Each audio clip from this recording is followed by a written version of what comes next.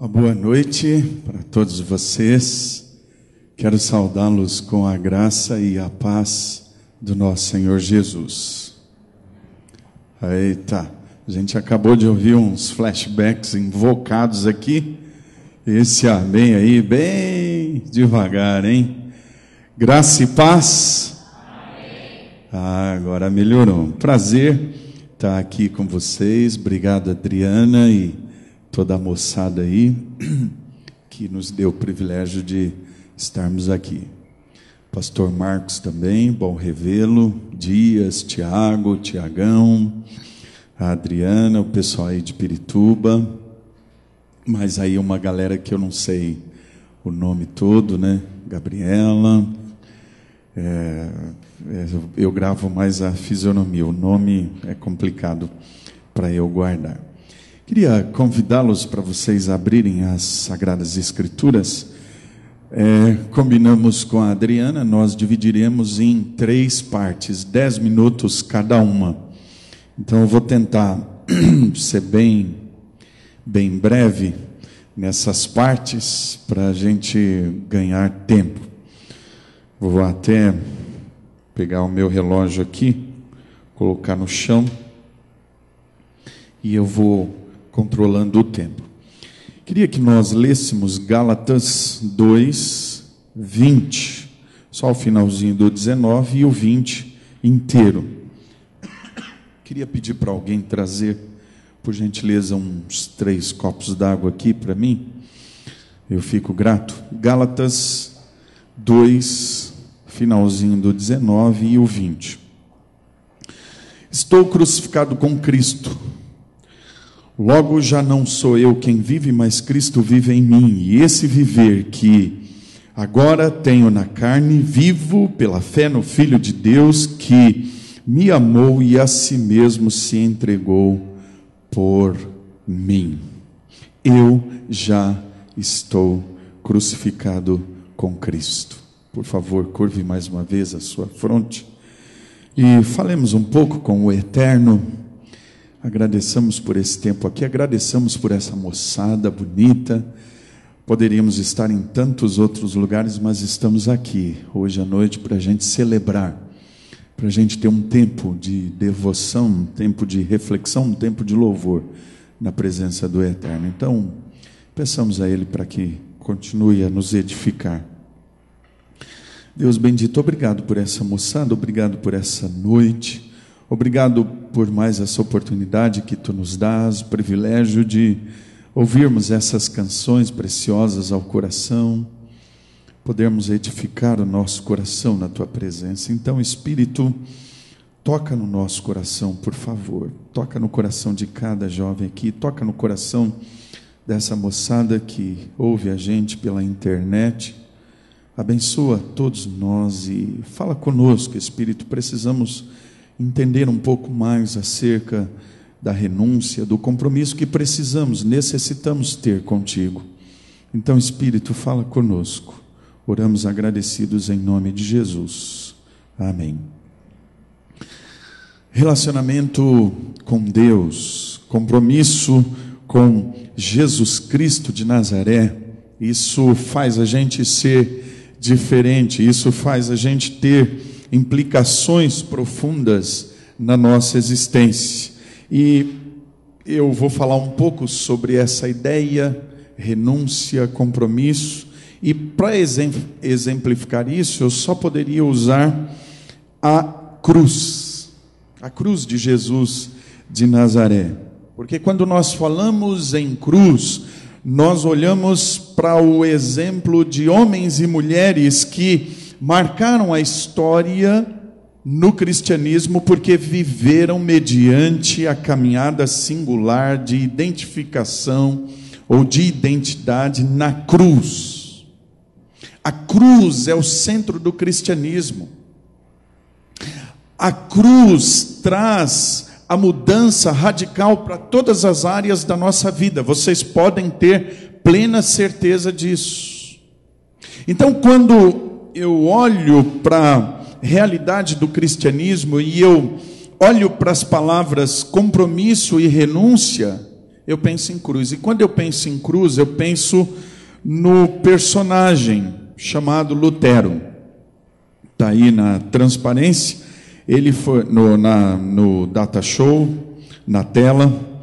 Ele foi um monge que rompeu com os erros da Igreja Católica quando ele pegou em suas mãos o livro de Romanos, capítulo 5, e ele leu: o justo viverá pela fé. Então, imediatamente ele se prostrou diante de Deus e ele pediu perdão para os seus pecados, ou para Deus diante dos seus pecados, a sua visão errada sobre Deus, e aí ele passou desde esse dia a viver em função da cruz.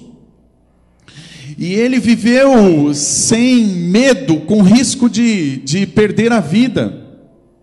Porque na época de Lutero, você dizer que era servo de Jesus e se identificava com a cruz, e a salvação era tão somente pela cruz, isso implicava em você ter a possibilidade na vida de ser queimado vivo.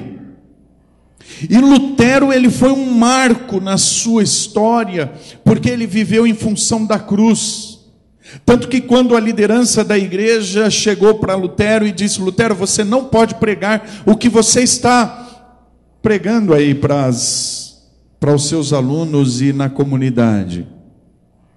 E Lutero respondeu: eu estou amarrado às Escrituras. Eu prego a justificação em Deus por meio de Jesus Cristo de Nazaré. Eu prego a cruz de Jesus. E hoje nós olhamos para a história, e a história é marcada pela Reforma Protestante. Um dos homens que teve a vida centrada, pautada pela cruz, é o marco dessa Reforma Protestante, o monge Martinho Lutero. Muitas pessoas, pela graça, foram tocadas e chegaram ao pleno conhecimento da palavra de Deus, da cruz de Jesus, por causa da vida desse homem. E aí eu olho também para um outro personagem chamado Moisés, alguém que é criado lá na cultura egípcia e que aos 40 anos ele foge para Midian por ter assassinado um egípcio, e lá ele permanece mais 40 anos, e lá ele se casa com Zípora, que é a filha de Jetro, o sacerdote de Midian, e depois de alguns anos ele volta ao Egito, e a Bíblia diz que ele nega ser chamado filho da filha de Faraó, por amor ao Evangelho. Esse homem, ele considera o sofrimento por amor ao reino de Deus, por causa do vislumbre que ele tem da cruz de Jesus. E aí você pode me questionar dizendo: pastor, que negócio é esse? Vislumbre da cruz? É isso mesmo. Moisés faz tudo por amor à cruz. E você diz: mas ele nem viu Jesus. Mas ele tinha uma visão, tanto que quando ele está para partir, o texto sagrado diz que Moisés afirma: o Senhor levantará um profeta semelhante a mim. E a referência, profeticamente falando, é Jesus.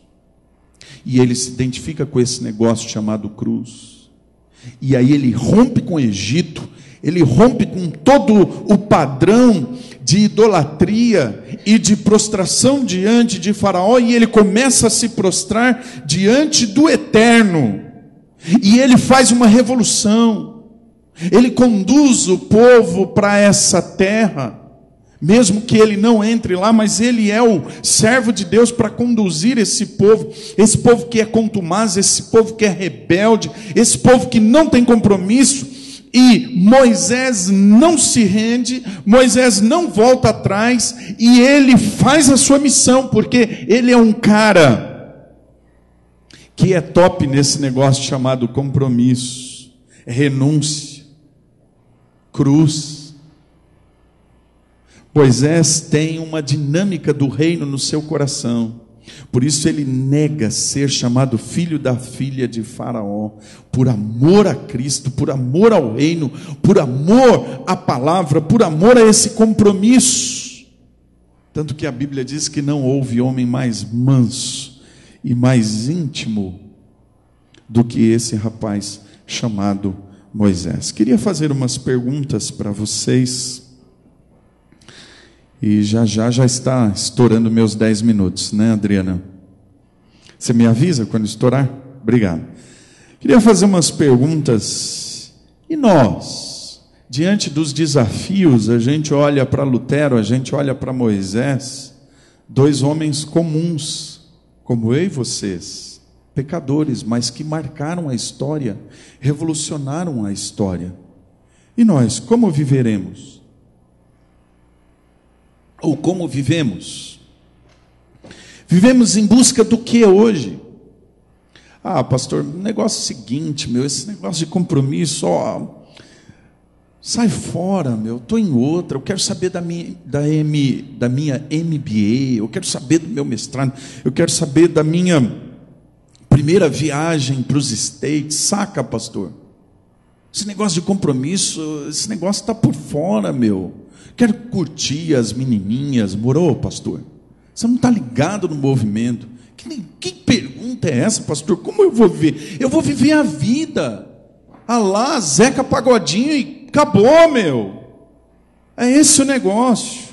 Você vive em busca do que, moço, moça? Qual é a nossa motivação na vida? Será que de fato a gente leva a sério mesmo esse negócio de compromisso? Porque os grandes homens e as grandes mulheres de Deus foram pautados pelo compromisso, pelo relacionamento com Deus. Para quem nós viveremos?